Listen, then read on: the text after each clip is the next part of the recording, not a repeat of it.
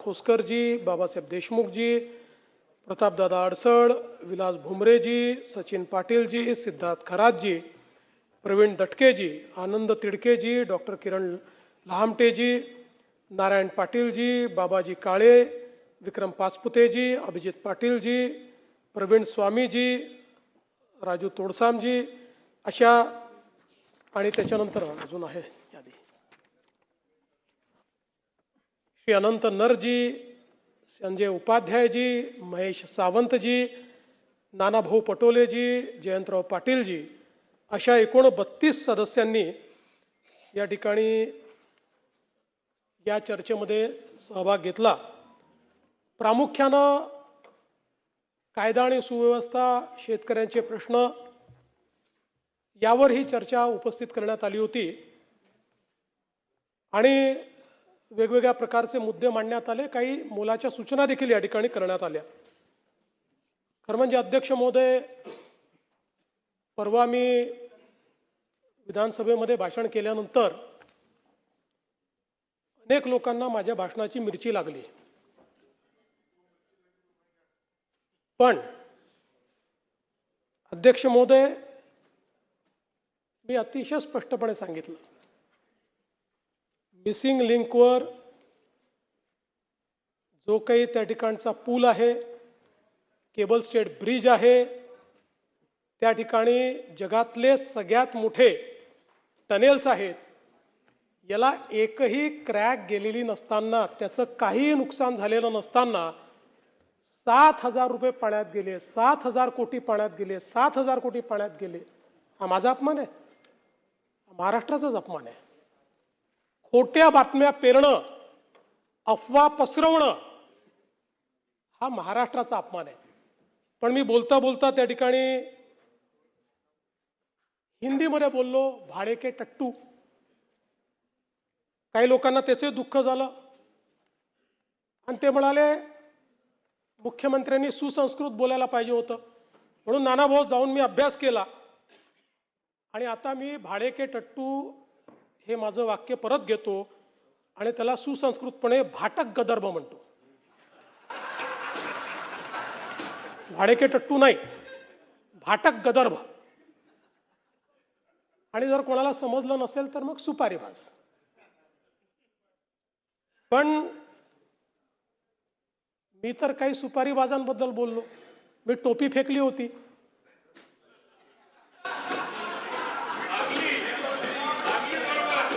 अनेकांना का लागली मला समजलंच नाही, अनेक लोकांना ती लागली। बरं ते जाऊ द्या, आता मी एक वाक्य हिंदीमध्ये बोललो। आता आशिषजी ते ज्यांना समजायला पाहिजे म्हणून बोललो, त्यांच्याऐवजी दुसऱ्यालाच मिरची लागली। आणि आमचे मिमिक्री आर्टिस्ट मला म्हणायला लागले हिंदीत का बोलले। पूर्ण भाषण मी मराठीतच केलं, पण मला काही अडचण नाही, ते आमचे मित्र आहेत आणि ते मित्र असल्यामुळे राजकारणात तर त्यांच्यापासून आम्हाला काही धोका नाही, पण आनंद आहे ते राजकारणात आहे। ते जर मिमिक्रीच्या क्षेत्रात गेले असते तर एकाही स्टँडअप कॉमेडियनला या ठिकाणी मार्केट राहिलं नसतं। काही हरकत नाही, आपण जरा विषयाकडे येऊ। आजही मिरची लागू शकते।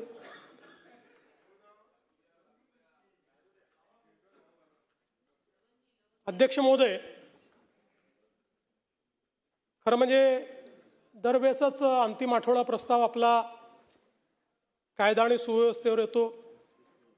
अनेक घटना सांगितल्या जातात, काही खऱ्याही असतात, काही थोडे अतिरंजित देखील असतात। पहिल्यांदा सांगतो की ज्या विविक्षित घटना या ठिकाणी मांडलेल्या आहेत त्या प्रत्येक घटनेवर मी काही बोलणार नाही, पण त्याची नोंद घेतलेली आहे। त्या संदर्भातल्या नोट्सही माझ्याकडे आहेत, आवश्यक असेल तर त्या आमदारांना मी पाठवून देईल। त्या प्रत्येक घटनेच्या संदर्भात काय कारवाई झाली आहे हे आपण त्या ठिकाणी सांगणार आहोत। पण त्याचवेळी मला एक गोष्ट आपल्या निदर्शनास आणून द्यायची आहे की मी नेहमी असं मानणाऱ्यांपैकी आहे की कायदा आणि सुव्यवस्थेला उत्तर हे स्टॅटिस्टिक्सने देणं हे काही योग्य नाही आहे।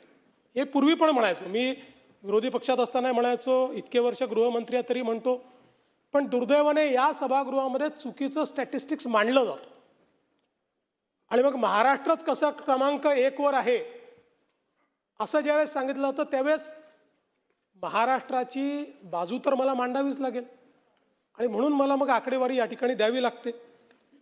आणि म्हणून मला असं वाटतं की पहिल्यांदा तर आपण सगळ्यांनी लक्षात घेतलं पाहिजे की क्राईम रेट हा कसा मोजायचा असतो, प्रति 1 लाख लोकसंख्या मोजायचा असतो. तो जर ॲब्सोल्यूट क्राईम रेट मोजला जयंतराव तर नेहमीच उत्तर प्रदेश पहिल्या क्रमांकावर असेल आणि नेहमीच गोवा शेवटच्या क्रमांकावर असेल, कारण गोव्याची लोकसंख्याच 15 लाख आहे. आता 15 लाखात क्राईम होतील तर किती होतील. आणि म्हणून प्रति 1 लाख लोकसंख्येमध्ये आपण जर विचार केला तर देशातल्या राज्यांमध्ये आपण 7व्या क्रमांकावर आहोत, पहिल्या क्रमांकावर नाही आहोत. हे 7वंही आहे हे काही खूप चांगलं असं मी म्हणणार नाही, पण विनाकारण आपल्याच राज्याला गुन्हेगारीत पहिला अशा पद्धतीनं सांगणं योग्य नाही. म्हणून या ठिकाणी सांगतो की आपण 7व्या क्रमांकावर आहोत. आणि आपण जर बघितलं क्राईम अगेन्स्ट विमेन, महिलांच्या विरुद्ध जे अपराध आहेत त्यामध्ये महाराष्ट्र 9व्या क्रमांकावर आहे. तिथेही पहिल्या क्रमांकावर आपण नाही. क्राईम अगेन्स्ट चिल्ड्रन म्हणजे लहान बालकांच्या विरुद्धचे गुन्हे यातही महाराष्ट्र 7व्या क्रमांकावर आहे, इथेही पहिल्या क्रमांकावर नाही. त्यामुळे मला असं वाटतं आपण जर बघितलं तर याच्यामध्ये जे काही रेपचे गुन्हे आहेत त्याच्यामध्ये महाराष्ट्र 17व्या क्रमांकावर आहे, 17. आणि मायनरच्या संदर्भात 15व्या क्रमांकावर महाराष्ट्र आहे. म्हणून मला असं वाटतं की या ठिकाणी जणू काही महाराष्ट्रामध्ये असं एकही घटना झाली तर त्याचं समर्थन नाही करतायत, पण हे पण लक्षात घेतलं पाहिजे की इतर राज्यांच्या तुलनेमध्ये महाराष्ट्र आजही अधिक सुरक्षित आहे. महाराष्ट्र आजही कायदा पाळणारा अशा प्रकारचा आपला महाराष्ट्र आहे.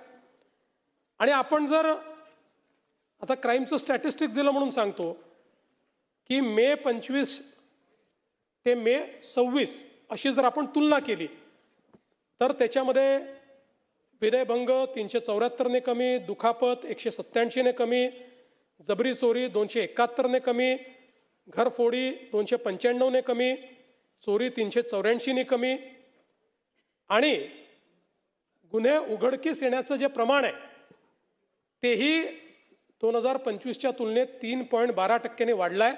82% ते पोचलेलं आहे. राज्यामध्ये प्रतिबंधात्मक कारवायांमध्ये देखील या संपूर्ण कालावधीत आपण मोठ्या प्रमाणात वाढ केली आहे. तडीपारी 534ने वाढ, MPDA 14ने वाढ, मकोका 33ने वाढ आणि मोठ्या प्रमाणात अग्निशस्त्र जप्त करणे 427 अशा पद्धतीनं आपण हे काम केलं आहे. आणि आपण जर या ठिकाणी अपराध सिद्धीचा दर बघितला, हा सगळ्यात महत्त्वाचा आहे. कारण अध्यक्ष महोदय, गुन्हेगारावर वचक कधी राहील तर गुन्हा एखादा आपण पकडल्यानंतर त्याची चार्जशीट दाखल केल्यानंतर कन्व्हिक्शन होणं हे अत्यंत महत्त्वाचं आहे. दुर्दैवाने आता हे आपल्या जुन्या कायद्यांमधलं कन्व्हिक्शन चाललं आहे, त्यामुळे फार अडचणी यात. नवीन कायद्याने खूप सोपं केलं आहे, स्पीड केलं आहे, पण जुन्या कायद्यांमध्ये हे कन्व्हिक्शन आपण करतो. तर आपण जर बघितलं तर कन्व्हिक्शन देखील मे 25मध्ये 44.2% होतं, ते आता 52.6% गेलं आहे. पण महत्त्वाचं हे नाही आहे, महाराष्ट्राने गेल्या 10 वर्षात काय केलं हे सांगतो. 2008 साली आपला कन्व्हिक्शनचा रेट हा 9.4% होता. 2011 साली 12 साली तो 9% होता, 9.4% होता. तिथपासून आपण सुरुवात केली आहे 9.4%पासून. आणि आता जयंतराव 9.4%वरून आपण 52.6%वर पोहोचलो आहोत. गेल्या 10 वर्षामध्ये कन्सिस्टंटली तुम्ही बघितलं 10 वर्ष 8 आणि 9% आपला हा दर होता की ज्याच्यामध्ये 100 लोकांना आपण जर चार्जशीट केलं 91 सुटून जात होते. आता ते आपण 52%वर पोहोचलो आहोत, पण आपल्याला 70%पर्यंत जायचं. मला विश्वास आहे नवीन कायद्यांमध्ये आता जे आपण चार्जशीट करतोय, आपण 70च्याही पलीकडे त्याच्यामध्ये जातोय, आताच जातोय. कन्व्हिक्शन्स आता सुरू झाली आहेत आणि आपण जाऊ 80पर्यंत जाऊ. पण या जुन्या कायद्यांमध्ये जरा काही अडचणी असल्यामुळे त्या ठिकाणी आपल्याला तो प्रयत्न करावा लागतो. दुसरं, आता नवीन कायद्यांमुळे दुसरा फायदा काय झालाय, काही नियम आपल्यावर त्यांनी टाकले आणि त्याचं उत्तम पालन आपण करतोय. ई साक्ष, आता 90.61% गुन्ह्यांमध्ये ई साक्ष आहे. ई साक्षीचा अर्थ काय आहे, आपल्याला माहिती आहे साक्षीदार होस्टाईल होतो. आता ई साक्षीमध्ये ज्या क्षणी आपण नोंदवतो त्या क्षणी ती साक्ष अपलोड होते आणि त्याचा कॅमेऱ्यावर साक्ष जे काही त्याचं हे आहे फिल्म ती पण आपण अपलोड करतो. त्यामुळे आता दिलेली साक्ष ही ज्यावेळेस बदलायची आहे किंवा बदलतात किंवा होस्टाईल होतात त्यावेळी जे चुकीच्या पद्धतीनं त्या ठिकाणी काम करतात आणि होस्टाईल होतात यांची संख्या एकदम कमी होईल. आणि मला असं वाटतं की विशेषतः गंभीर गुन्ह्यांमध्ये ही जी अडचण आपल्याकडे निर्माण होते ती अडचण या माध्यमातून दूर होईल. दुसरं, आपल्याकडे 2-2 वर्ष आपण चार्जशीट दाखल करत नव्हतो. आता 60, काही गुन्ह्यांमध्ये 60 दिवस करावं लागतात, काही गुन्ह्यांमध्ये 90 दिवसात करावे लागते. आता आपला हा जो रेट आहे हा 50% पोहोचलाय.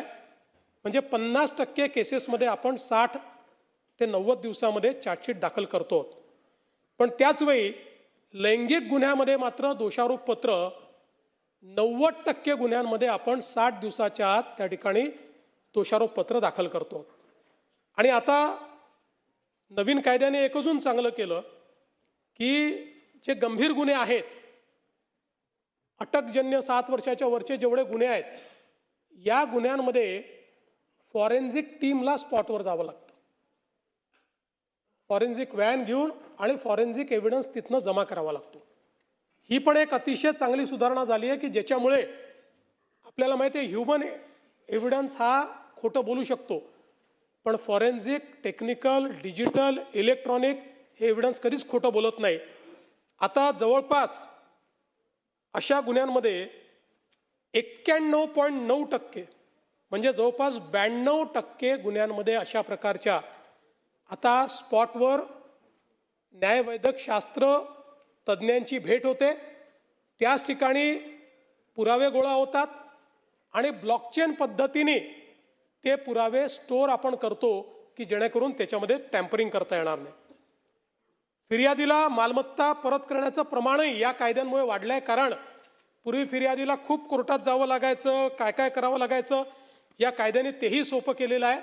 त्यामुळे 76.14% आता फिर्यादीला मालमत्ता त्या ठिकाणी परत मिळण्याचं प्रमाण त्या ठिकाणी वाढलेलं आहे.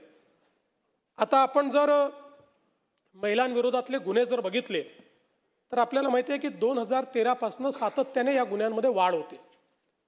आणि वाढ होण्याचं कारण असं आहे की गुन्ह्यांचं रजिस्ट्रेशन फ्री झालेलं आहे आणि 2013च्या अमेंडमेंटमुळे एक स्टेप वरचा गुन्हा झाला आहे. म्हणजे पूर्वी ज्याला छेडखानी म्हणायचो तो आता रेप मानला जातो. अशा पद्धतीने एक स्टेप वर झालेला आहे. आणि म्हणून या गुन्ह्यांमध्ये म्हणजे मी नेहमी असं सांगतो की एक समाधान याच्यात आहे. पूर्वीही कदाचित गुन्हे घडत होते, परंतु घरच्यांच्या किंवा जे काही समाज आहे त्याच्या दबावाखाली या ठिकाणी त्या संदर्भातलं रजिस्ट्रेशन केलं जात नव्हतं. आता रजिस्ट्रेशन मोठ्या प्रमाणात वाढलेलं आहे. आणि याचं कारण माहिती आहे, याच्यामध्ये जर आपण बघितलं तर आता 2026च्या पर्यंत जे आपण काही विश्लेषण केलं तर याच्यामध्ये जुने सगळे गुन्हे, बलात्कारांच्या गुन्ह्यांमध्ये 4434 प्रकरणात ओळखीचे आरोपी आहेत आणि फक्त 5 प्रकरणांमध्ये अनोळखी आरोपी आहेत. या ओळखीच्या आरोपींमध्येही नातेवाईकांचं प्रमाण हे सर्वाधिक आहे. म्हणून पूर्वीच्या काळामध्ये समाजाचं प्रेशर असायचं, घरच्यांचं प्रेशर असायचं की गुन्हा दाखल करू नका. आज ते गुन्हे दाखल करतायत आणि हे चांगलं आहे. 99.89% या गुन्ह्यामधले गुन्हेगार ओळखीचे आहेत. आणि म्हणून मला असं वाटतं की याला दोन्ही पद्धतीनं पाहता येईल.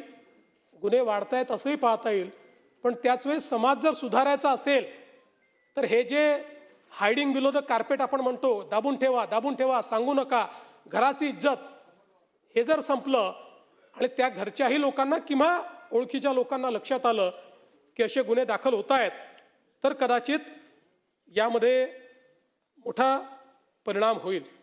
दुसरं, याच्यामध्ये नवीन कायद्याने 60 दिवसाच्या आत आपल्याला चार्जशीट दाखल करायला सांगितली आहे. मला सांगताना आनंद वाटतो की आता मे 2026 अखेर चार्जशीट 7 दिवसात 60 डेजमध्ये दाखल होण्याची जी काही आपली पर्सेंटेज आहे ते 99.48% आहे. म्हणजे जवळपास एखाद दुसरा गुन्हा सोडला तर सगळ्या गुन्ह्यांमध्ये 60 दिवसाच्या आत चार्जशीट त्या ठिकाणी चाललेली आहे. एक मुद्दा परत या ठिकाणी महिला आणि मुलींच्या बेपत्ता होण्याचा जो नेहमी आपल्याकडे चर्चेला येतो, नानाभाऊ आपण पण काही बोललात त्या संदर्भात, त्यातही मी सांगतो मुद्दाम, कारण मी अनेक वेळा सांगितलं की याचं विश्लेषण जे आहे इयर ऑन इयर नाही करतायत. 2-2, 3-3 वर्षांनी ते आपल्या घरी येतात, सापडतात. आणि म्हणून 2021 ते 26 असा एकत्रित आकडा तुम्हाला सांगतो.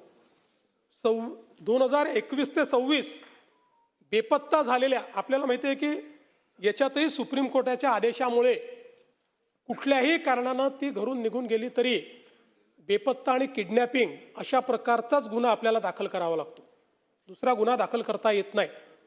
तर आपण जर बघितलं तर 2021 पासून 26 पर्यंत बेपत्ता झालेल्या महिला 2,34,811, त्यापैकी शोध लागल्या आणि आपल्या घरी पोहोचलेल्या महिला 2,17,758, म्हणजे 93% महिला यातल्या या घरी पोहोचल्यात.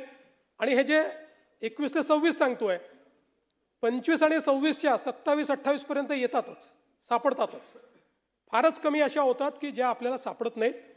आणि यातही आपण जर बघितलं तर विशेषतः 23 ते 26च्या काळातलं विश्लेषण आपण केलं की कारणं काय असतात.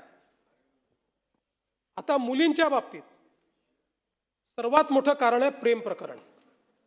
46.32% केसेस मुलींच्या निघून जाण्याच्या किंवा या बेपत्ताच्या या प्रेम प्रकरणात नाहीत. 20% कौटुंबिक वादात नाहीत. 2.81% मानसिक तणावात नाहीत. बाकी मग छोटे छोटे आहेत. आणि अपहरणाच्या ज्या केसेस आहेत एकूण या सगळ्या याच्यात त्या केवळ 5.25% आहेत. ओन्ली 5.25%. मुलांच्या बाबतीत कारणं थोडी वेगळी आहेत. प्रेम प्रकरणं 9.12% आहे आणि कौटुंबिक वाद ह्या 32% आहे मुलांच्या बाबतीत.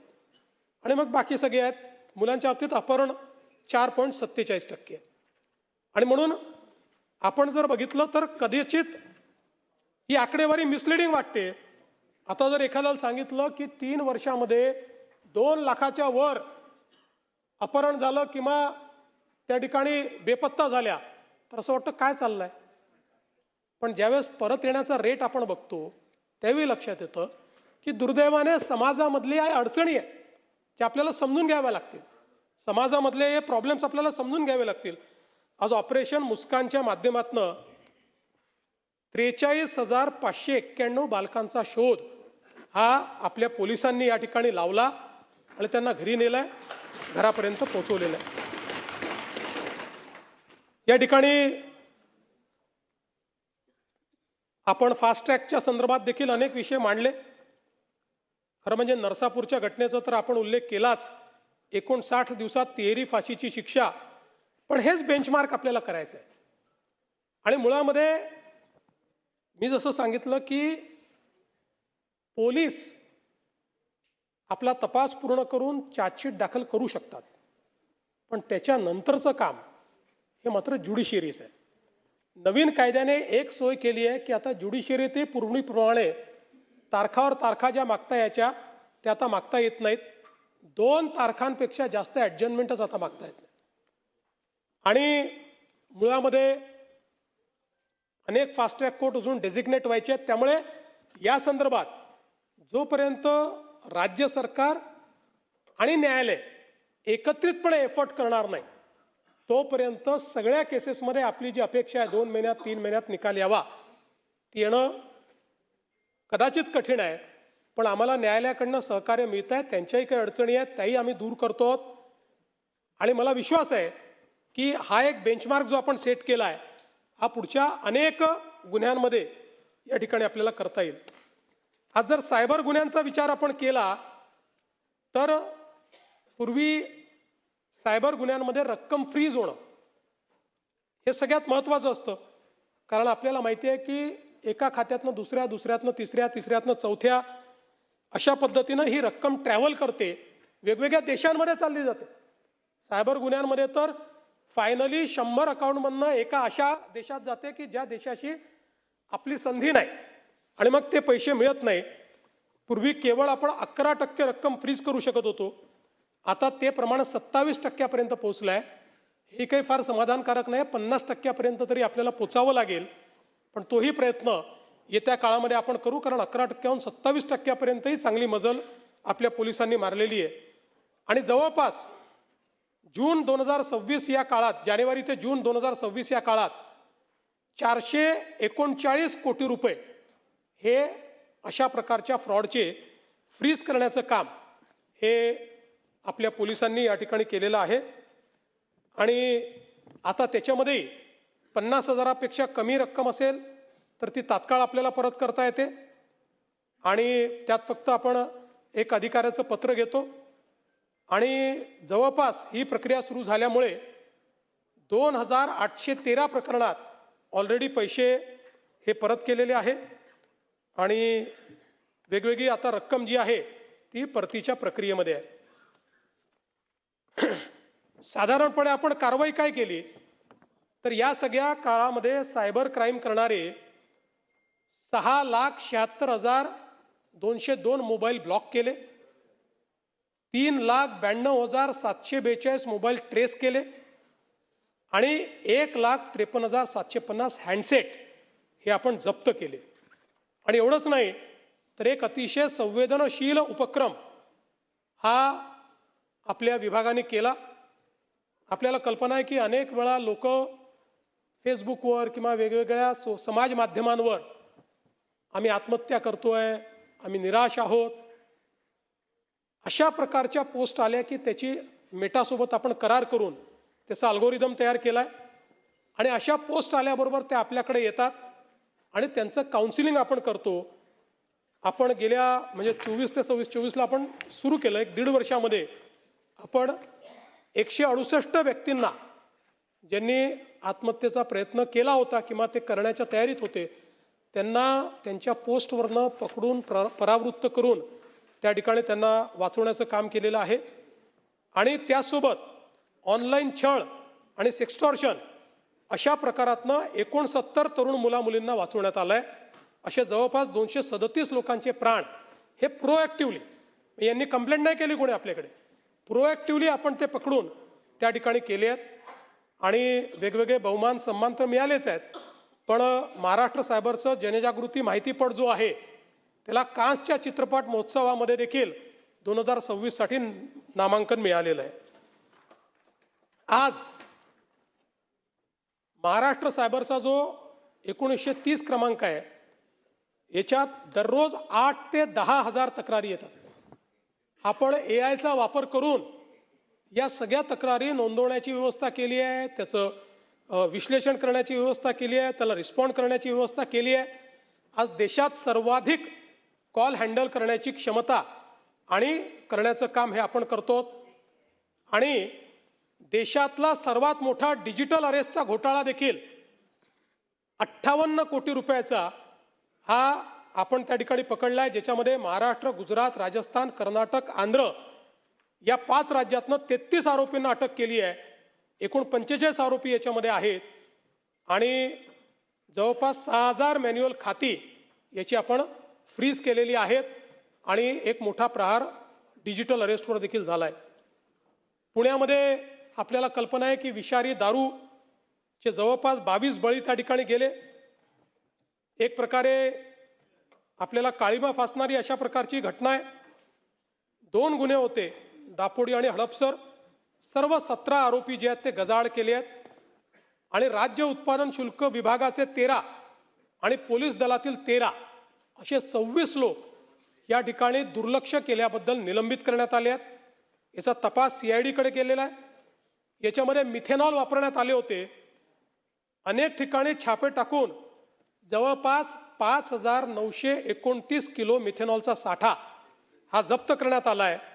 आणि आता निश्चितपणे आपण घटनेवर कारवाई तर करतो, पण त्यातनं काही शहाणपणी शिकलो पाहिजे.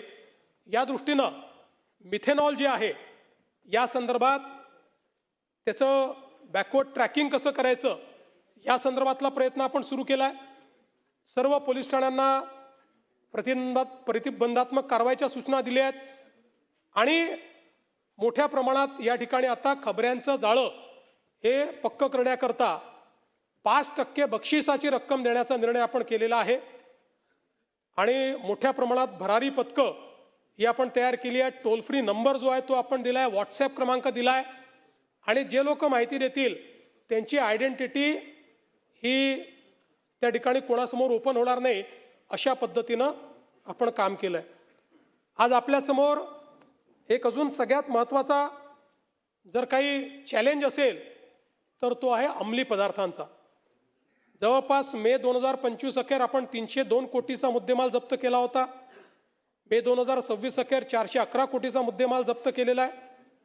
सगळ्यात महत्त्वाचं की याची जी आंतरराष्ट्रीय सिंडिकेट आहे त्याचा जो सगळ्यात प्रमुख आहे सलीम डोला, आंतरराष्ट्रीय तस्कर जो MDचं सिंडिकेट चालवायचा, मुंबई पोलिसांनी NCBच्या मदतीने त्याला परदेशातनं अटक केली आहे.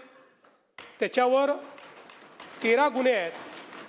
सलीम डोला, मोहम्मद सलीम, मोहम्मद सुहेल शेख, ताहेर सलीम डोला, मुस्तफा मोहम्मद कुब्बावाला हे सगळे परदेशातनं ऑपरेट करणारे आता त्या ठिकाणी पकडून आणले आहेत.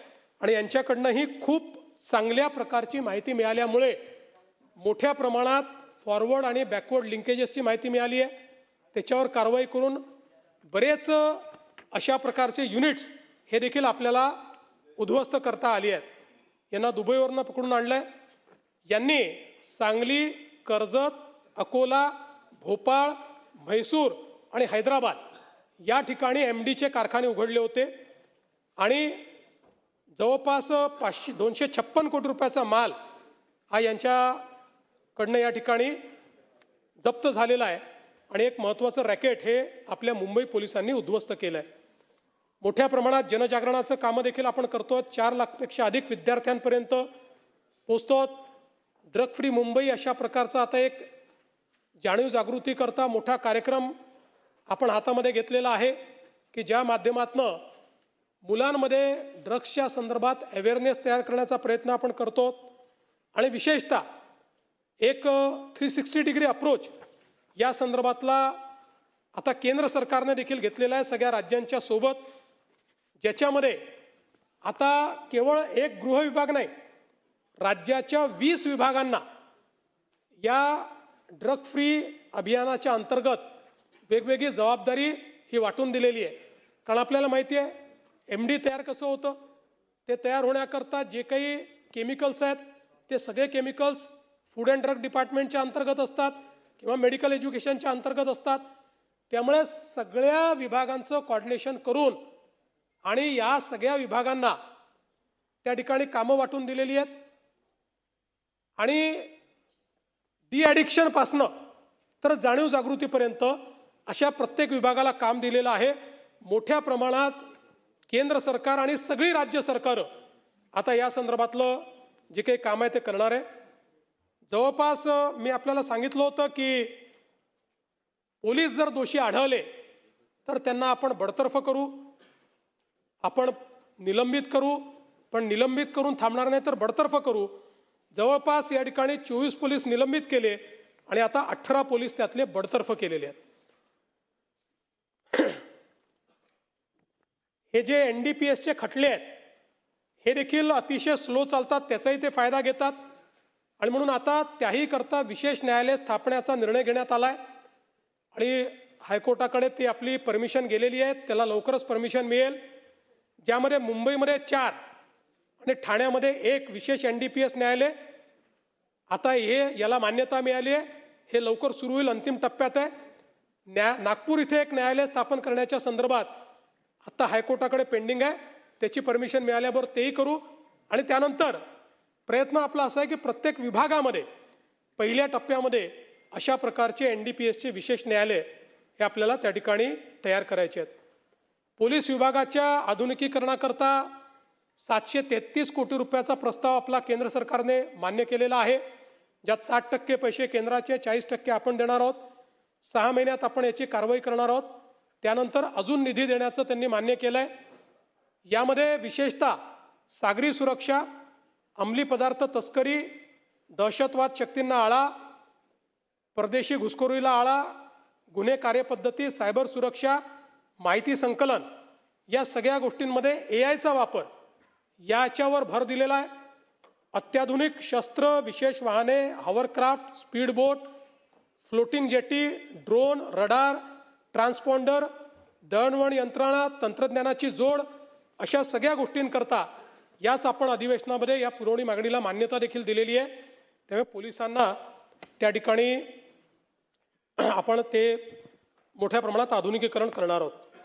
पोलिसांच्या घरांकरता DG लोन हे आपण पुन्हा सुरू केलं आणि 12 मे रोजी 1768 कोटी रुपयांना मान्यता दिली.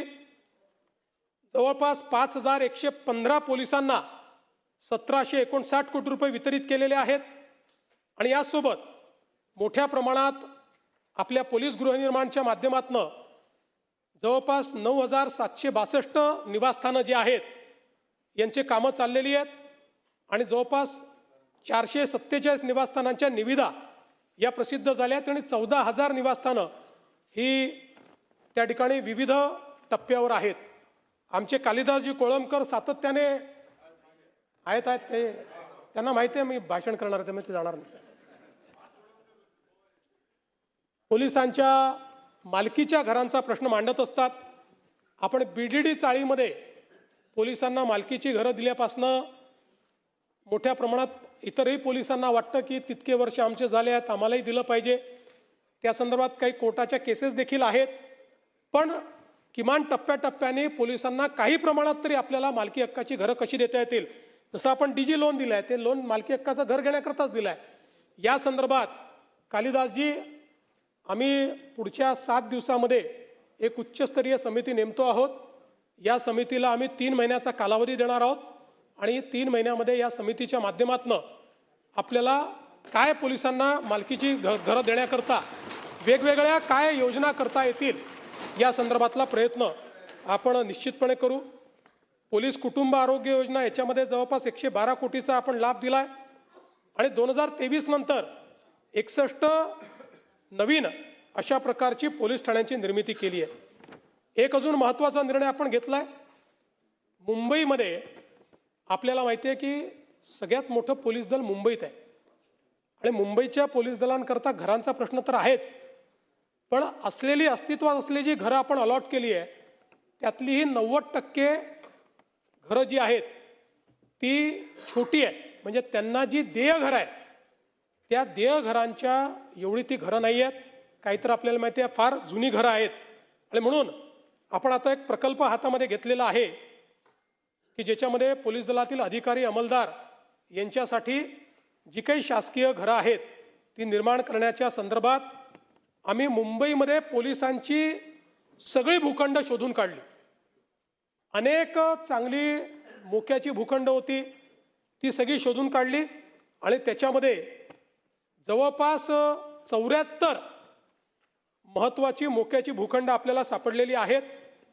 या ठिकाणी जवळपास 40,000 शासकीय पोलिसांची निवासस्थानं तयार करण्याचा निर्णय हा मुंबईमध्ये आपण घेतलेला आहे. आणि त्यासोबत मुंबईतले पोलीस ठाणे जे आहेत त्यांची अवस्था आपल्याला कल्पना आहे की कशा पद्धतीची आहे. यामध्ये जवळपास 93 सुसज्ज एकसारखे म्हणजे चांगल्या पद्धतीनं सगळ्या सोयी असतील असे नवीन पोलीस स्टेशन्स देखील मुंबईमध्ये बांधण्याचं या प्रकल्पाच्या अंतर्गत आपण या ठिकाणी प्रस्तावित केलं आहे. एकूणच अध्यक्ष महोदय, या ठिकाणी आता पोलिसांच्या घरांच्या संदर्भात अजून पुष्कळ माहिती आहे, पण बराच अजून गोष्टी बोलायच्या असल्यामुळे सगळी माहिती मी देत नाही. एक नार्कोटिक्सच्या संदर्भात अजून मला महत्त्वाची गोष्ट या ठिकाणी सांगायची आहे की ह्याच्यामधला सगळ्यात महत्त्वाचा केमिकल आहे ब्रोमोफोर मिथाइल प्रोपिओफेनॉन. ब्रोमोफोर मिथाइल प्रोपिओफेनॉन. आता हे केमिकल जे आहे MD बनवण्याकरता सगळ्यात महत्त्वाचं हे केमिकल आहे. पण हेच केमिकल आपल्या narcotic drugs and psychopathic substances psychotropic substances act जी आहे त्या ॲक्टच्या अंतर्गत याचा समावेश नव्हता. त्याचाच फायदा MD बनवणारे लोक घेत होते आणि म्हणून आता आपण हा निर्णय करून हे जे ब्रोमोफोर मिथाइल प्रोपिओफेनॉन आहे याला नुकतंच narcotics drugs and psychotropic substances regulation and amendment order 2026 अंतर्गत कंट्रोल्ड सबस्टन्स म्हणून शेड्यूल A मध्ये टाकलेला आहे. यामुळे MDच्या या सगळ्या व्यवहाराला मोठ्या प्रमाणात आळा बसेल आणि विशेषतः ऑनलाईन याचा मोठ्या प्रमाणात सप्लाय होता त्यालाही आपल्याला आळा करता येईल आणि त्याची सप्लाय चेन जी आहे ती आपल्याला दूर करता येईल. एक अजून महत्त्वाची गोष्ट आहे ती म्हणजे APK फाईल.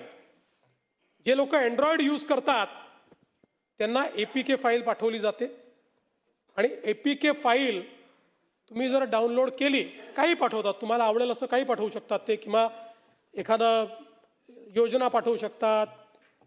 ती APK फाईल चुकूनही डाउनलोड केली की तुमच्या अँड्रॉइडचा पूर्ण कंट्रोल कंप्लीट 100% त्यांच्याकडे जातो आणि त्याच्यावर ते काही त्या ठिकाणी करू शकतात. त्यामुळे महानगर गॅस लिमिटेडच्या नावाने संदेश पाठवून अनेक लोकांना त्या ठिकाणी फसवण्याचा प्रयत्न झाला आणि यामध्ये जवळपास 43 कोटी रुपयाची आर्थिक फसवणूक ही लोकांची झाली. यामध्ये आपण गुन्हा नोंदवला आणि 6 आरोपींना झारखंड आणि बिहारमधून आपण त्या ठिकाणी पकडून आणलं. जवळपास 11 मोबाईल फोन 1 लॅपटॉप असं आपण त्यास आणि त्या एकूण त्याच्यामध्ये 8,609 पीडितांचे मोबाईल नंबर मिळाले. म्हणजे 8,609 पीडितांचं सगळं त्यांच्याकडे होतं. त्यांचं बँक खातं, ATM क्रमांक, pin number, CVV number, UPI ID सगळं त्यांनी फोनवरनं हस्तगत केलं होतं. त्यामुळे माझी सगळ्यांना विनंती आहे की काही आपल्याला आलं तर ते डाउनलोड करायची इच्छा झाली तरी ते खरं आहे की खोटं आहे पहिल्याशिवाय डाउनलोड करू नका. अनोळखी नंबरवरनं आलेलं काही डाउनलोड करू नका. अख्खा अँड्रॉइड फोन हा त्या ठिकाणी हॅक करता येतो. अशा प्रकारच्या APK फाईल्स तयार झालेल्या आहेत. नाही असं नाही आहे, त्याच्यातही आता काही नवीन हे येत आहेत काय म्हणतात हा अँटीव्हायरस काही येत आहेत किंवा काही येत आहेत ते जर करून टाका.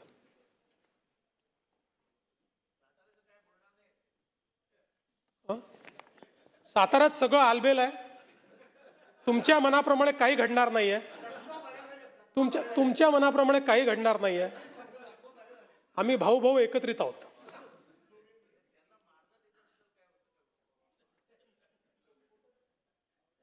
कोणी कोणाला मारलेलं नाही. अध्यक्ष महोदय, एक अत्यंत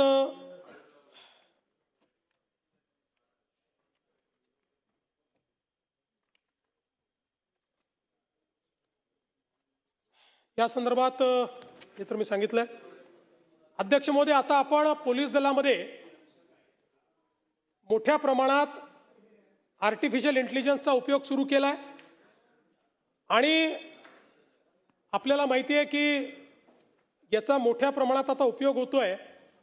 आपण आता तपास सारथी नावाचं एक टूल तयार केलाय आणि हा तपास सारथी जो टूल आहे हा CCTNS सोबत पूर्णपणे आपण इंटिग्रेट केलाय.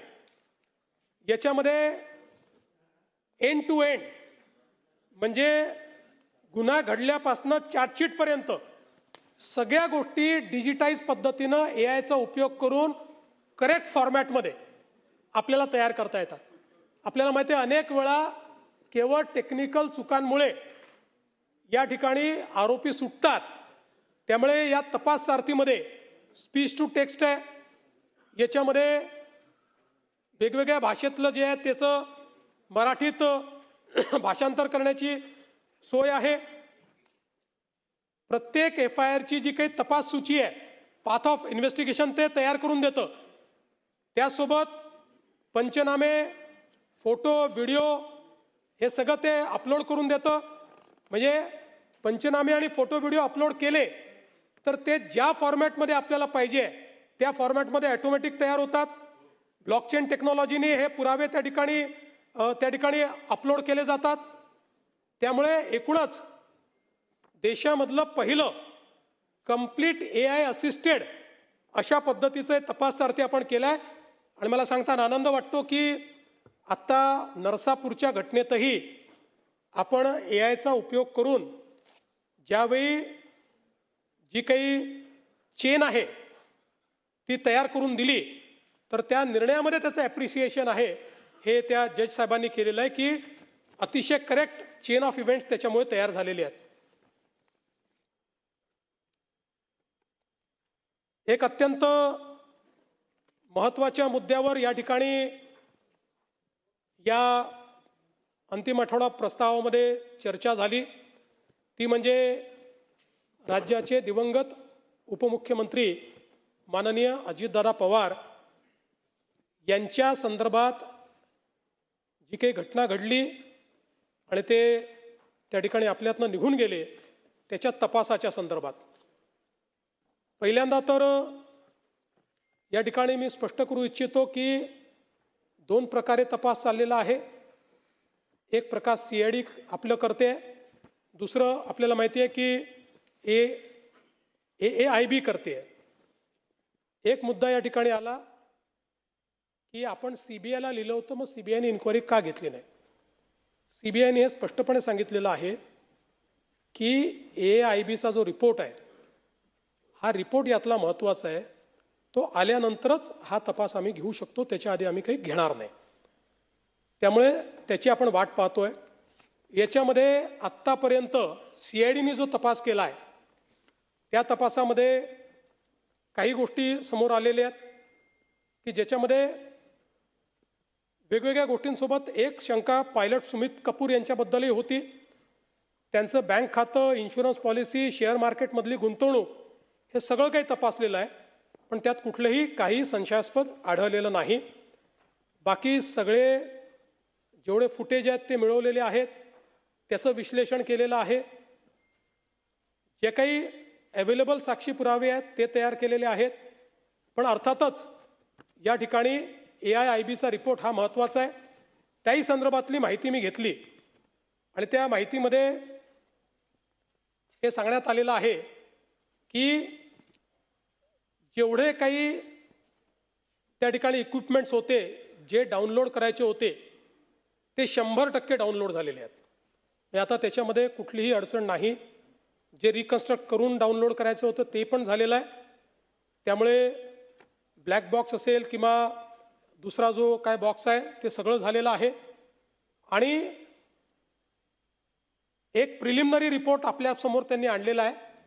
मी आज केंद्र सरकारशी देखील चर्चा केली आणि केंद्र सरकारला आणि मंत्रालयाला आणि माननीय मंत्री महोदयांना मी विचारलं की साधारण हा सगळा रिपोर्ट किती दिवसात अपेक्षित आहे.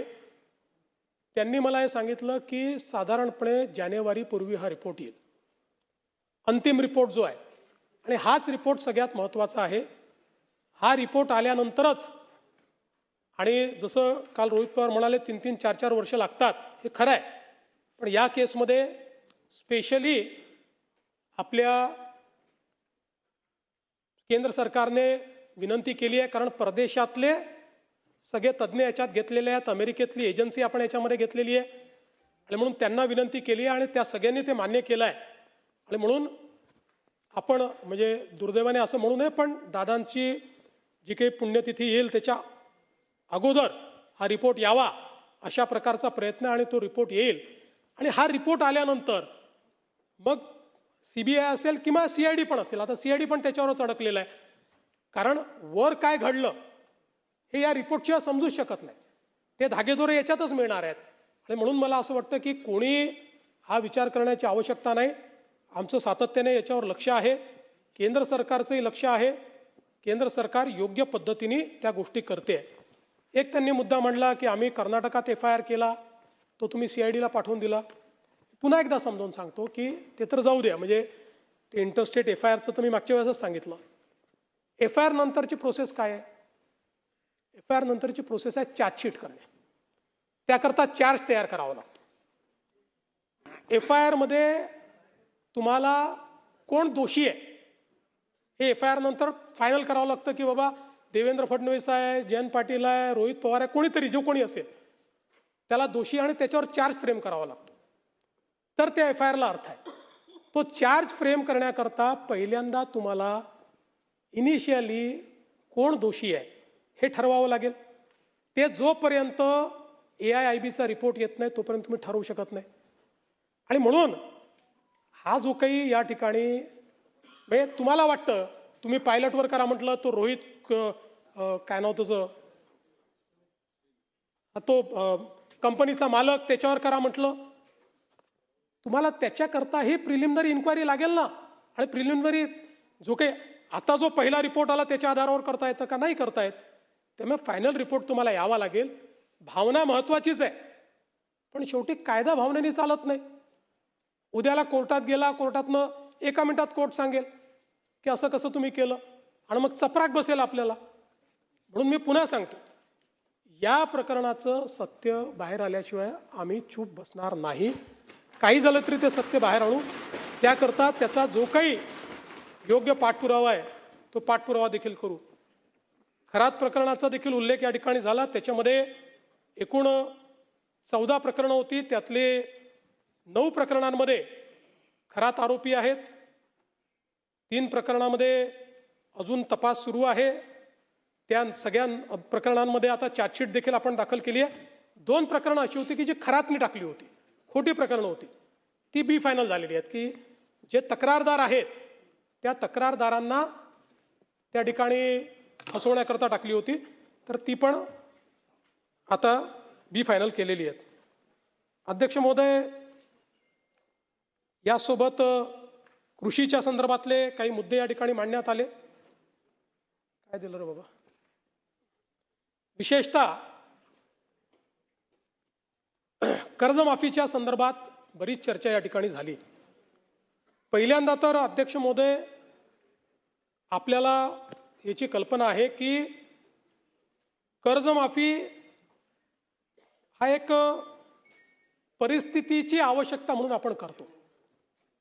कुठल्याही कर्जमाफीने शेतकरी कधी श्रीमंत झाला नाही, तो होऊ शकत नाही. पण त्यावेळी शेतकऱ्याला क्रेडिटवर्दी बनवायचं, जेणेकरून त्याला सावकाराकडे जावं लागणार नाही, हे एक महत्त्वाचं उद्दिष्ट आपल्या कर्जमाफीचं असतं.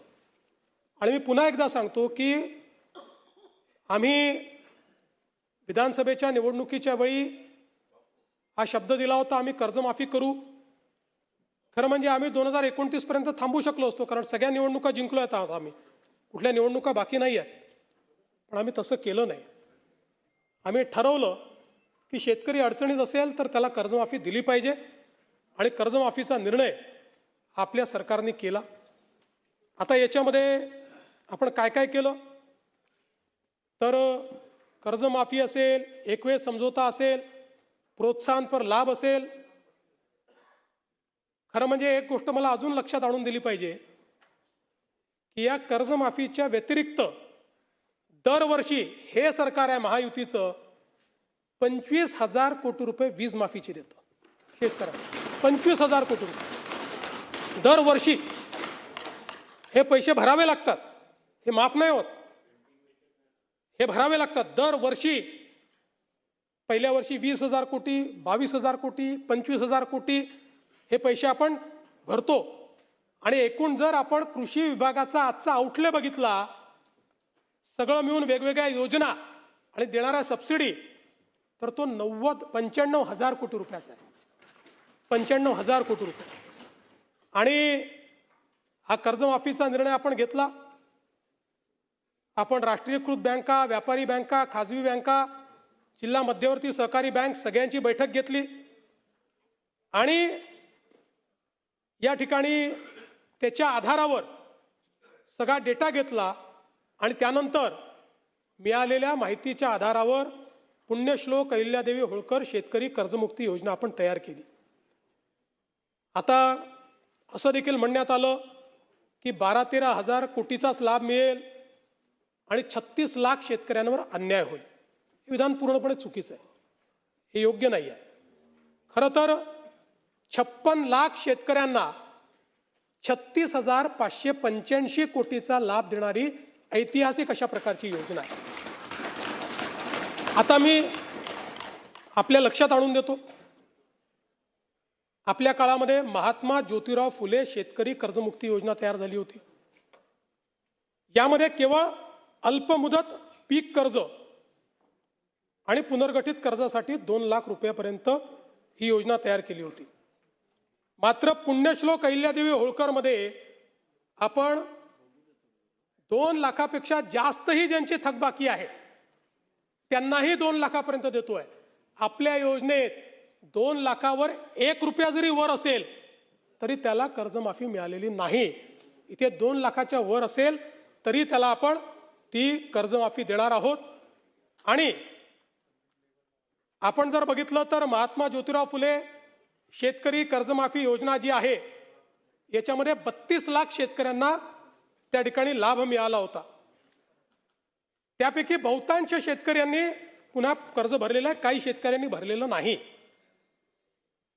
आणि म्हणून आपण ज्यावेळेस कर्जमाफीच्या संदर्भात निर्णय करायला घेतला त्यावेळी आपण एक प्रवीण परदेशींची कमिटी तयार केली होती आणि या कमिटीला आपण काही लॉंग टर्म काही शॉर्ट टर्म अशा पद्धतीनं काही सूचना द्यायला सांगितल्या होत्या.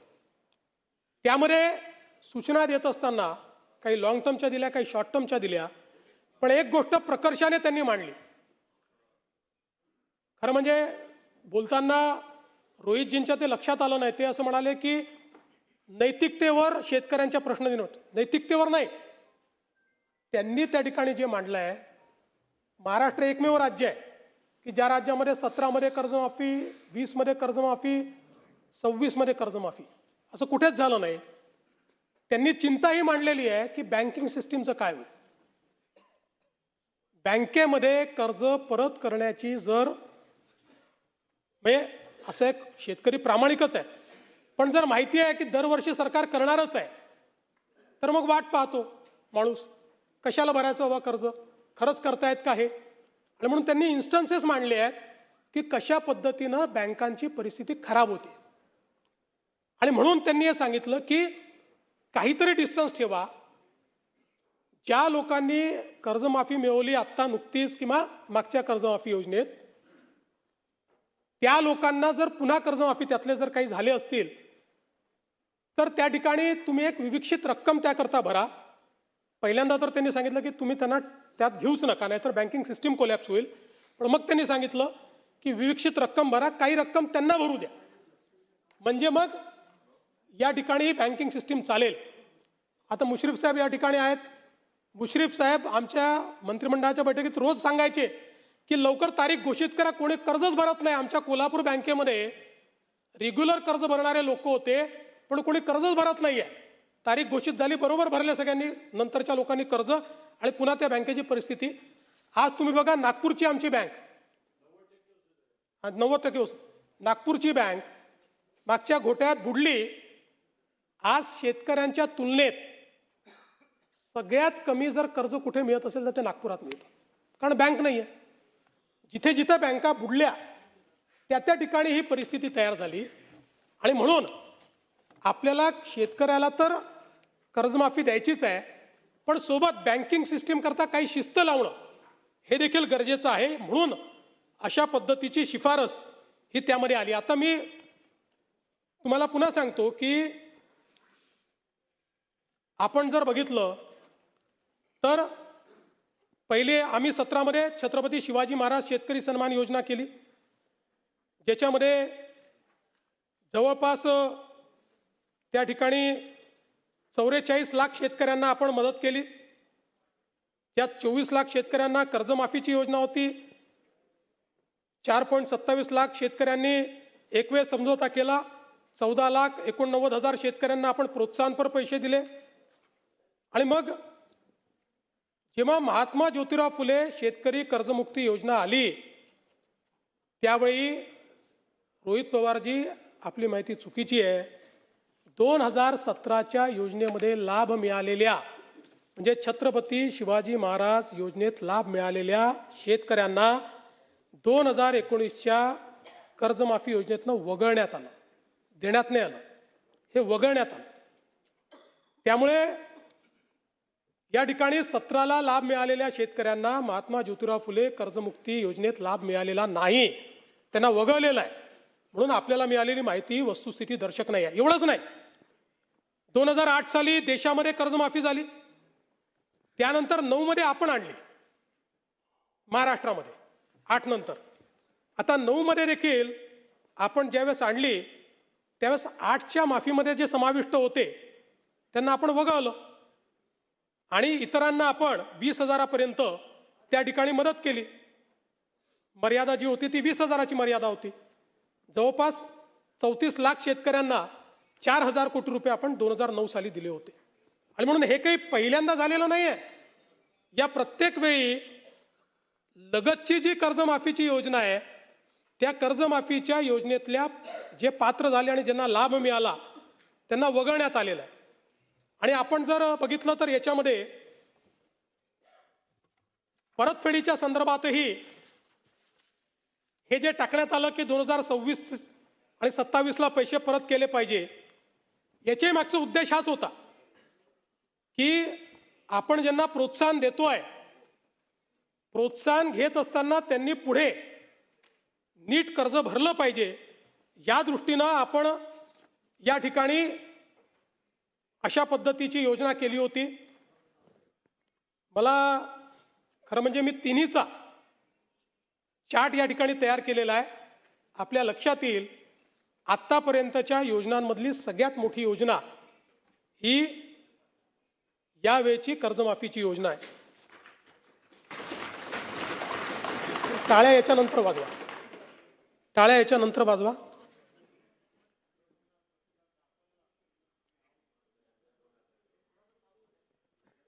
सातत्याने या संदर्भात अटी शर्ती आहे तशी मागणी होत होती. आज जवळपास आमच्या रणधीर सावरकरांच्या नेतृत्वात महायुतीचे सर्व आमदार मला भेटले आणि त्यांनी सगळ्यांनी मागणी केली की ही 50,000ची अट तुम्ही काढून टाका. त्यावेळी त्यांनाही मी आकडेवारी दाखवली. मी त्यांना सांगितलं की अट काढल्याने आमच्यावर 3-4 हजार कोटीचा भुर्दंड येईल. फार येईल असं नाही, 4,000 कोटीचा येईल, 5,000 कोटीचा येईल. पण शिस्तीचा भाग म्हणून ही आणलेली आहे. मी त्यांना दाखवलं की समजा 1 लाखापर्यंत नेली तर 2 लाखच शेतकरी असे राहतात की ज्यांच्यावर त्या ठिकाणी त्यांना याचा फायदा मिळत नाही. पण तरी देखील सगळ्यांचं मत होतं की 2 लाखच शेतकरी का सोडतात. केवळ त्याच्याकरता शेतकऱ्यांमध्ये अशी भावना होईल की कोणाला ठेवलं आणि कोणाला वगळलं. त्यामुळे मी आर्थिक शिस्त सांगत होतो आणि ते लोक मला हे सांगत होते की आपण व्यापक विचार केला पाहिजे आणि शेवटी लोकशाही आहे, त्यामुळे लोकशाहीमध्ये त्यांचा व्यापक विचार मी मान्य केला. आणि आता हे जे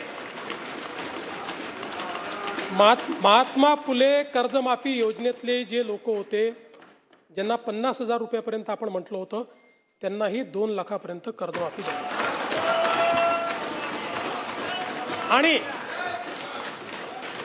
त्यासोबत 26-27चा जो नियम आहे तोही वगळण्यात येईल. आता आपल्याकडे तर सगळं आहेच. 26 मध्ये कोणी कोणी पैसे भरले आहेत जसे यांनी सांगितलं 95% लोकांनी पैसे भरले.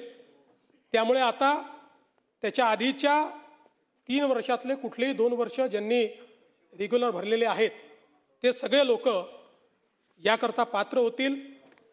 पुन्हा सांगतो, पहिल्यांदा राज्य सरकारने हा निर्णय घेतलाय, यापूर्वी कधीही असा निर्णय झालेला नाही.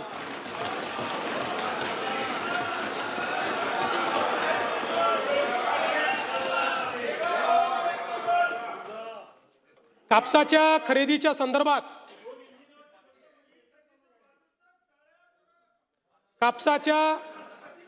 खरेदी संदर्भातही 7,710 प्रति क्विंटल या आधारभूत किमतीवर आपण 136 लाख क्विंटल कापूस खरेदी केला आहे आणि त्याकरता 10,883 कोटी रुपयाची चुकारे हे त्या ठिकाणी दिलेले आहेत. सोयाबीनच्या संदर्भात 3,198 कोटी किमतीचा 6 लाख टन सोयाबीन आपण खरेदी केली आहे.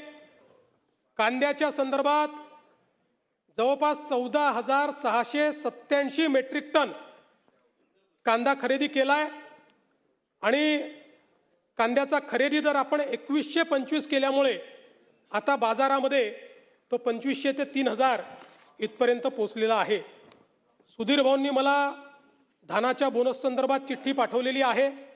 सुधीर भाऊ, ते आपल्याला द्यायचंच आहे.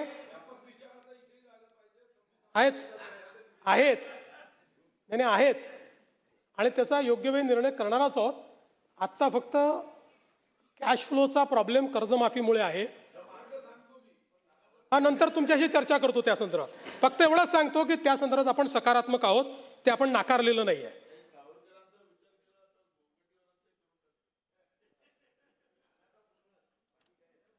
अध्यक्ष महोदय, काही सदस्यांनी हे जे काही लोड शेडिंग आमच्याकडे होतं असं त्या ठिकाणी मांडलं. मुळामध्ये कुठेही लोड शेडिंग नाही आहे. 32,000 मेगावॅटची मागणी यावेळेस आपण पूर्ण केली. केवळ 2 दिवस आपण, जेव्हा आपले काही संच बंद पडले होते त्यावेळेस आपण त्या ठिकाणी 500 मेगावॅट कमी होतो. पण हे खरं आहे की ग्रामीण भागामध्ये काही ठिकाणी लोकांना वीज मिळत नाही. याचं कारण असं होतं आहे की आपण फिडर सेपरेशन केलेलं आहे आणि जे लोक अजूनही कृषी फिडरवर आहेत, पूर्वी त्यांना प्रॉब्लेम नव्हता. पूर्वी कृषी फिडरवर रात्रीच वीज मिळायची, दिवसा अर्धे दिवस, अर्धे रात्री पूर्ण दिवस. आता आपण 76% कृषी फिडरला दिवसा वीज देतोय, 76%. फक्त 24% राहिलेली आहे. आपण जो या ठिकाणी सांगितलं होतं की दिवसा वीज देऊ शेतकऱ्यांना 76%वर, ते 76%ना आपण दिवसा दिल्यामुळे रात्री आपण वीज बंद करतो. आणि ती बंद केल्याबरोबर जे कृषी फिडरवर आहेत त्यांना ती लोड शेडिंग वाटतं. ते लोड शेडिंग नाही आहे. त्यांना गावठाण फिडरवर जावं लागेल. ते मायग्रेशन आपण सुरू केलेलं आहे. अशा सगळ्या केसेस आयडेंटिफाय करून त्यांना जे गावठाणाचं फिडर आहे त्या फिडरवर नेण्याचं काम देखील आता मोठ्या प्रमाणात आपण करतो. नाही, थोडे बहुत त्याच्यामध्ये आता जसं मी उदाहरण सांगतो की वसई विरारला आता 3 दिवस आपण लाईट बंद ठेवले, 3 दिवस ठेवावे लागले. आता त्यातनं हे लक्षात आलं, आत्तापर्यंत जे लो लाईंग एरिया वाटत नव्हते तेही आहेत. आता तिथेही आम्ही योजना करतो आणि सगळं पॉवर इन्फ्रास्ट्रक्चर हे उंचीवर तयार करायचं, स्टेज करायचं आणि त्याच्यावर उंचीवर तयार करायचं. अशा पद्धतीनं आता जेवढा भाग बुडलेला होता त्या सगळ्या भागात आम्ही ते चेंज करण्याचा प्रयत्न करतो. त्यामुळे मला असं वाटतं की या संदर्भातही हो, पूरपट्ट्यातही ते करतोय आपण. बोलणार आहे त्याच्यावर काळजी करू नका. स्मार्ट मीटरचं स्मार्ट मीटर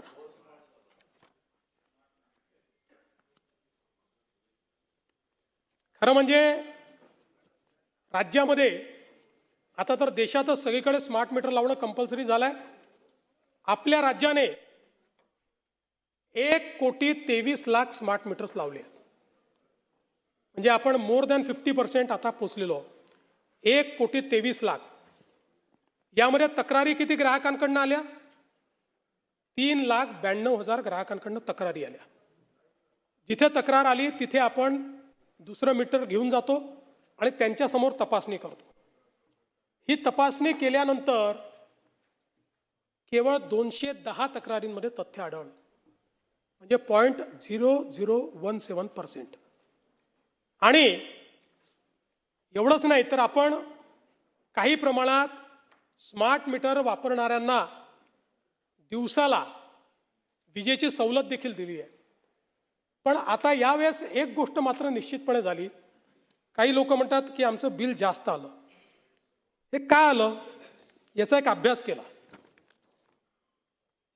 हे वर्ष एक वेगळं वर्ष आहे. 3 महिने हीट वेव्ह आहे या वर्षामध्ये. आणि त्यामुळे आपण बघा की उन्हाळ्यामध्ये आपलं जे कन्झम्पशन 28,000 मेगावॅट असतं ते सातत्याने 3 महिने 32,000 मेगावॅट आहे. म्हणजे 4,000 मेगावॅट अधिकची वीज आपण वापरतो. त्याचा परिणाम काय होतो म्हणून एक आपण स्टडी केला बदलापूरला. हवामानातल्या बदलामुळे आता बदलापूरमध्ये जे काही सरासरी कमाल तापमान जे आहे हे साधारणपणे मे 25 मध्ये 38 डिग्री होतं. ते मे 26 मध्ये 43 डिग्री झालं. 5 डिग्रीनी वाढलं. आणि सातत्याने हीट वेव्हमध्ये ते 5 डिग्रीनी पुढे होतं. आणि साधारणपणे पाऊस देखील जवळपास 1 महिना उशिरा पडला. पाऊस पडला की थोडं डिमांड कमी होते लोकांचं. आता याच्यामध्ये वीज वापर समजा 1 BHKचं कुटुंब आहे. साधारण 1.5 टनचा AC आहे, फ्रीज आहे आणि पंखा आहे. अशा घरामध्ये बिल येत होतं 270 युनिट्सचं. यावर्षी वापरले गेले 270च्या ऐवजी 415 युनिट. त्यामुळे मासिक बिल 2,500वरनं 5,000 झालं. का झालं? आपण जेव्हा 300 युनिटपर्यंत आपण स्वस्तात वीज देतो. 300 युनिटच्या वर गेलं की 5 रुपयांनी वाढ होते आणि 500 युनिटच्या वर गेलं की अजून 2 रुपयांनी वाढ होते. टेलिस्कोपिक पद्धत आहे. आणि या टेलिस्कोपिक पद्धतीमुळे ज्याचा 270 युनिटचा वापर होता त्याचा 415 युनिट झाला. 2 BHK जो आहे याच्यामध्ये त्यांचा वापर अंदाजे 425 युनिट होता, तो झाला 655 युनिट. आणि 4,500वरनं 8,000वर त्यांचं बिल गेलं. 300ची मर्यादा ओलांडली, इकडे 500ची मर्यादा ओलांडली. आणि म्हणून याचा काही स्मार्ट मीटरशी संबंध नाही. जिथे स्मार्ट मीटर लागलं नाही त्याही ठिकाणी अशाच पद्धतीची बिलं आलेली आहेत. कारण एक्सटेंडेड उन्हाळ्यामुळे आणि हीट वेव्हमुळे विजेची मागणी अधिक होती आणि जास्त प्रमाणात वीज आपण वापरली आहे. नाही, सोलरवाल्यांना येऊ नाही शकत. तुम्ही द्या ना, अशी असेल केस येऊ नाही शकत. त्याच्यामध्ये तो एक वेगळी केस आहे नाना भाऊ. त्यांच्या प्रॉफिटमध्ये थोडा आपण शेअर घेतलेला आहे. त्यांना प्रॉफिटच आहे. आणि ते कुठले 10 किलोवॅटपेक्षा मोठे, छोट्यांना तर काहीच नाही आहे. यामध्ये खतांचे भाव वाढले या संदर्भात एक विषय आला. युरिया आणि DAP याच्या किमतीमध्ये कुठलीही वाढ झालेली नाही. त्याची वाढ त्याच्यामध्ये उलट या जागतिक परिस्थितीमध्ये जगातले भाव वाढल्यानंतर केंद्र सरकारने आपलं अनुदान वाढवलं आणि त्याचे भाव जे आहेत ते स्थिर ठेवलेले आहेत. इतर गोष्टींमध्ये काही भाव वाढलेले आहेत, हे मात्र नक्की आहे. त्यानंतर एक बीड जिल्ह्याचा 800 कोटीचा विमा प्रलंबित आहे, ही चुकीची माहिती आहे.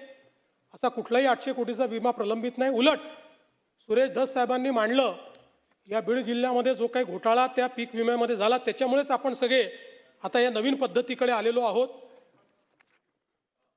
यासोबत कृषी समृद्धी योजनेमध्ये 5,000 कोटी रुपये द्यायचे होते, ते दिले नाही असं सांगितलं.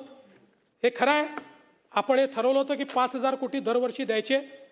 2,000 कोटीच आपण आत्ता दिले आहेत. पण उर्वरित पैसे देखील आम्ही त्या ठिकाणी पुरवणी मागण्यांच्या माध्यमातून निश्चितपणे देऊन आणि इथलं जास्तीत जास्त जे काही काम आहे ते आपण पूर्ण करू. ठिबक सिंचनच्या संदर्भात 217 कोटी रुपये आता केवळ पेंडिंग आहे. तेही पैसे आता आम्ही देऊन टाकू आणि संपूर्ण त्याचं जे काही ठिबक सिंचनचं बिल आहे ते पूर्ण करू. एक खतांच्या रेक पॉईंटबद्दल भंडाऱ्याचा विषय बोंडेकरांनी मांडला होता. त्यामध्ये तुमसर टाऊन इथे एक नवीन रेक पॉईंट आपण तयार करतो आणि गुड शेड आणि सोयीची कामं आता अंतिम टप्प्यामध्ये आहे आणि त्या संदर्भात आता आपण कळवलं देखील आहे की इथे आपल्याला सुरू करता येईल. बोगस बियाण्यांच्या संदर्भातला विषय एक मांडण्यात आला. हे खरं आहे की सोयाबीनच्या संदर्भात उगवण क्षमता कमी असलेल्या असे काही बियाणं त्या ठिकाणी आहे अशा तक्रारी आपल्याला प्राप्त झाल्या. एकूण आपण 5,580 नमुने घेतले होते. त्या नमुन्यांमध्ये 367 नमुने जे आहेत हे आपल्याला अप्रमाणित किंवा उगवण क्षमता कमी असलेले आढळून आले आहेत. मोठ्या प्रमाणात त्याच्यावर कारवाई आपण सुरू केलेली आहे. यावर्षी 1141 विक्री परवाने निलंबित केले आहेत. 242 विक्री परवाने हे रद्द केलेले आहेत आणि या अनियमिततेच्या अनुषंगाने 113 गुन्हे हे आपण त्या ठिकाणी दाखल केलेले आहेत. यासोबत एक शेतकरी ॲग्रो कंपनीचा बोगस मिश्र बिया खतांची विक्रीच्या संदर्भातला विषय, त्यांच्यावरही कारवाई आपण त्या ठिकाणी केली आहे. पीक विमा सॅटेलाईट पीक कापणी या संदर्भात प्रताप अडसडांनी सांगितलं. त्यात आपण 50% प्रतापदारा सॅटेलाईटच्या माध्यमातून आणि 50% प्रत्यक्ष कापणी अशा प्रकारचा हायब्रिड प्रयोग करतो आहे. पण पुढच्या काळात आपण जसं सांगितलं नवीन DCS पद्धती आणून याला फुली डिजिटल कसं करता येईल त्या संदर्भातला आपला प्रयत्न आहे. नैसर्गिक शेतीच्या संदर्भात आपण अनुदान जे आहे ते ठेवलेलं आहे आणि ते योग्य ठिकाणी देण्याचा प्रयत्न आपला असणार आहे. बूस्टर सीड वगैरे या संदर्भात काही तक्रारी आपण केल्या आहेत. त्याही तक्रारींच्या संदर्भात आपण कारवाई केली आहे. एक जितेंद्र आव्हाडजी आणि जयंत पाटीलजींनी रतनशी प्रेमसी ट्रस्टच्या संदर्भातला मुद्दा मांडला आहे. त्या संदर्भात आव्हाडसाहेब आता त्या फेन्सिन इन्फोटेक LLP व्यवहारामध्ये 5.25 कोटी रुपये मुद्रांक शुल्क आकारण्यात आलेले आहे. त्यामध्ये ती त्रुटी राहिलेली नाही. मात्र या संदर्भात आपण अनेक आरोप केलेले आहेत. फक्त आत्ता यातला प्रश्न एवढाच आहे की सर्वोच्च न्यायालयाने याच्यात स्टेटस को देऊन ठेवलेला आहे. त्यामुळे त्या स्टेटस कोमुळे म्हणजे याही बाजूने नाही त्याही बाजूने कुठली कारवाई त्याच्यामध्ये करता येत नाही आहे. तथापि आपण काही नवीन मुद्दे मांडले, त्या मुद्द्यांचीही दखल घेऊन त्यावर योग्य ती कारवाई ही आपण निश्चितपणे करू आणि आपण मांडलेल्या ज्या गोष्टी आहेत त्या लॉ अँड ज्युडिशरी विभागाला पाठवून त्यांच्यामार्फत तेच सांगतो की लॉ अँड ज्युडिशरी मार्फत ते चॅरिटी कमिशनरकडे पाठवण्यात येतील. नाही तसा लावता येत नाही ना. म्हणजे आपल्याला काय हा कायदा आपल्याला माहिती आहे. या कायद्यामध्ये आपल्याला डायरेक्ट ॲडमिनिस्ट्रेटर लावायचा अधिकार नाही आहे. आपल्याला फक्त या तक्रारी चॅरिटी कमिशनरला पाठवाव्या लागतात. चॅरिटी कमिशनर जे आहेत ते स्वतः जज असतात, ते सेशन्स जज असतात. त्यामुळे ते त्या संदर्भातली सुनावणी घेत असतात. एक प्रवीण दटके आणि नानाभाऊ तुम्ही देखील जे प्रदूषण आपल्या वैनगंगेत होतं तो मुद्दा मांडला. तर दटके साहेब आपल्याला दोघांनाही सांगतो की आता नाग नदी जलशुद्धीकरण प्रकल्प सुरू झालेला आहे. 2400 कोटी रुपये आपल्याला जायकाच्या माध्यमातून मिळालेले आहेत. या संदर्भात नवीन सांडपाणी प्रक्रिया केंद्र, 520 किलोमीटरच्या लाईन्स आणि 7 पंपिंग स्टेशन आपण उभारतो. नाही ते केलं तरच याचं पूर्ण आंतरराष्ट्रीय संस्थेने त्याचा अहवाल तयार केला आहे. तथापि आपलंही आपण म्हणणं त्याच्यामध्ये निश्चितपणे ऐकून घेऊ. तिरी आणि मिशीच्या संदर्भातला विषय आहे तो निश्चितपणे लक्ष घालण्यात येईल. नळगंगा वैनगंगा नदीजोड प्रकल्प, आता हा प्रकल्प जो आहे CWC कडे गेला आहे. त्याची मान्यता मिळेल. बाकी सगळ्या मान्यता झालेल्या आहेत आणि याच वर्षी या प्रकल्पाची सुरुवात करण्याचा राज्य सरकारचा प्रयत्न असेल, ज्यामध्ये पहिल्या टप्प्यामध्ये कॅनाल आणि 14 जे एक्झिस्टिंग स्ट्रक्चर्स आपले जे आहेत हे मोठे करायचे आहेत, त्याची हाईट वाढवायची आणि त्याचं स्टोरेज वाढवायचं आहे आणि दुसऱ्या टप्प्यात 24 नवीन स्टोरेजेस करायचे आहेत. अशा दोन्ही गोष्टी या ठिकाणी निश्चितपणे करण्याचं राज्य सरकारचा मानस आहे. या व्यतिरिक्तच्याही जेवढ्या नदीजोड प्रकल्प आहेत हे सगळे आता अंतिम टप्प्यामध्ये आहेत, DPR स्टेजमध्ये आहेत. यांचा DPR झाला की त्यालाही CWCची मान्यता जी आहे ती मान्यता आपण त्या ठिकाणी घेऊ. सुरेश धस साहेबांनी देखील काही मुद्दे मांडलेले आहेत. त्या सगळ्या मुद्द्यांवर येत नाही. मला असं वाटतं या सगळ्या मुद्द्यांचं योग्य ते जे काही उत्तर आहे ते मी या ठिकाणी देईल. माननीय जयंतरावांनी काही सांगलीतल्या 2-3 केसेस मांडलेल्या आहेत. तर त्या संदर्भात मी जयंतराव निश्चितपणे त्याची माहिती घेतलेली आहे. मला वाटतं आलेली आहे बहुतेक माझ्याकडे. एकतर तुम्ही हा डोंबिवलीचा विषय मांडला जो नगरसेवकाचा रमेश सुक्रे म्हात्रे, तर त्या संदर्भात त्यांना अटक केलेली आहे आणि आत्ताच त्यांना कोर्टाने 3 दिवसाचा रिमांड दिलेला आहे आणि आता ते पोलीस कस्टडीमध्ये त्या ठिकाणी आहेत. दुसरं, विलास वाघमारे दुहेरी हत्याकांड आणि दादासाहेब वाघमारे यांचं अपहरण या संदर्भात गुन्हा त्या ठिकाणी दाखल झालेला आहे. ही घटना मला असं वाटतं पहिली घटना जी आहे ती 2023ची आहे आणि जे जुने आरोपी आहेत 26चे आरोपी पकडले आहेत, पण जुन्या आरोपींचा 26च्या घटनेत तर तेच सांगतोय की आत्तापर्यंतच्या तपासात जुन्या आरोपींचा त्या साक्षीदाराच्या हत्येत अजूनपर्यंत काही सहभाग आला नाही. ही वेगळी केस आहे, पण तथापि याची जी काही चौकशी आहे ती चौकशी ही निश्चितपणे आपण करू. खरं म्हणजे अनेक विषय आपल्यासमोर आलेले आहेत.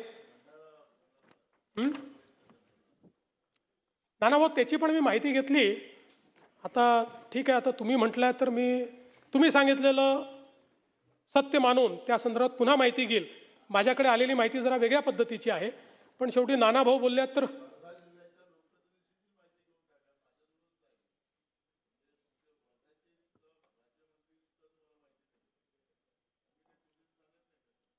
नाही, मी म्हणूनच तुम्ही सांगताय म्हणून पुन्हा माहिती घेईल. आत्ता माझ्याकडे जी माहिती आली आहे ती माहिती आपल्या माहितीपेक्षा विसंगत माहिती आहे आणि म्हणून आपण सभागृहात उपस्थित केल्यामुळे पुन्हा त्या संदर्भातली माहिती ही निश्चितपणे मी घेईन.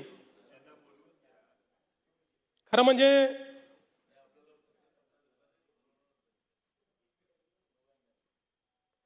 या ठिकाणी अनेक विषय आपण सगळ्यांनी मांडले. सगळ्या विषयांना इथे उत्तर देणं काही शक्य नाही आहे. ज्या विषयांना उत्तर देणं शक्य होतं ते विषय मी मांडलेले आहेत. कोणाला अजून काही माहिती पाहिजे असेल तर मला भेटून देखील ते माहिती या ठिकाणी घेऊ शकतात. आता आज अधिवेशन संपणार आहे. अधिवेशन संपल्यानंतर मी जगद्गुरू तुकाराम महाराज आणि संतश्रेष्ठ ज्ञानेश्वर माऊली यांच्या पालखीचं दर्शन घेण्याकरता जाणार आहे. त्यामुळे जाताना एवढंच सांगतो, शेतकरी, वारकरी, कष्टकरी हेच महाराष्ट्राचे खरे वैभव. शेतकरी, वारकरी, कष्टकरी हेच महाराष्ट्राचे खरे वैभव. त्यांचा श्रम, श्रद्धा, त्यागातूनच फुलतो विकासाचा गौरव. या मातीतल्या प्रत्येक हाताला आम्ही देऊ नवी ताकद, नवा आधार. त्यांच्याच आशीर्वादाने देऊ महाराष्ट्राला नवाचार आणि नवा आकार. धन्यवाद. जय हिंद.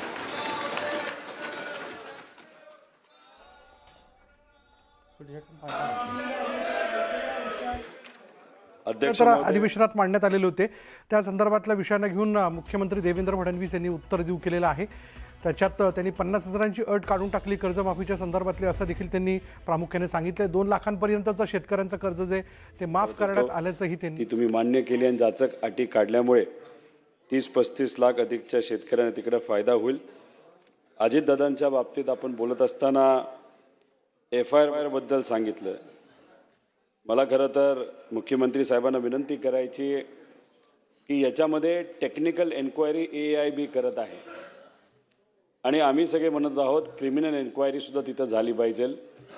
त्यामुळे FIR मध्ये